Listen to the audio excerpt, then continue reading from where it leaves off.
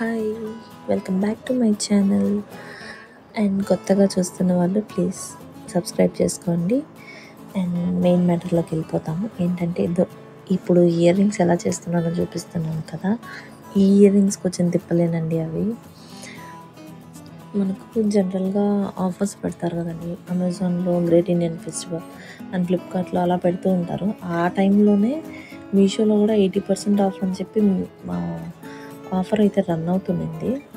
So అప్పుడు నాకు mail వచ్చిందండి. అది వాళ్ళు జనరల్గా పంపిస్తారు.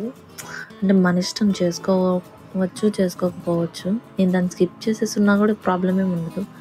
కాకపోతే మనకు ఆర్డర్స్ రాలేదు కదా, చూద్దాము ట్రై చేద్దాము ఆఫర్స్ అని అనుకున్నాను. కానీ మరీ అంత తక్కువకి వెళ్ళిపోతుందని ఎక్స్పెక్ట్ చేయలేదు.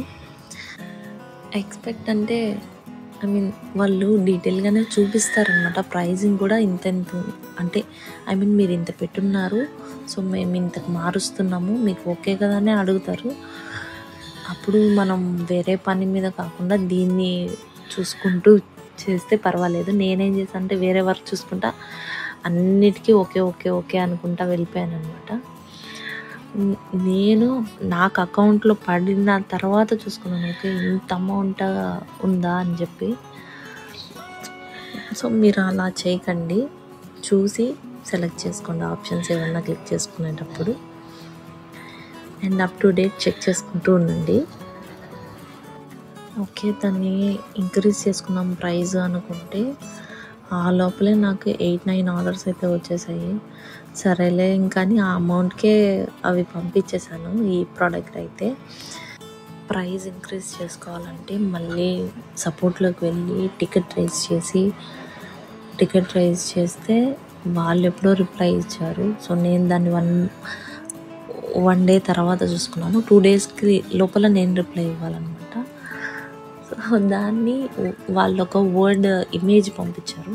దాన్ని నేను వర్డ్లో ఎడిట్ చేసి డీటెయిల్స్ అన్ని ఫిల్ చేసి ఆ ఫామ్ని వాళ్ళకి 2 డేస్ లోపల వాళ్ళకి ఇస్తే వాళ్ళు ప్రైస్ని ఇంక్రీజ్ చేస్తారనమాట.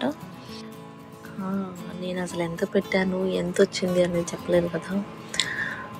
ఫస్ట్ నేను పెట్టినప్పుడు అయితే అరౌండ్ 125 to 130 పెట్టినానండి. అంటే నేను కాంబో ఆఫర్ కింద 80 రూపీస్కి పెట్టాను.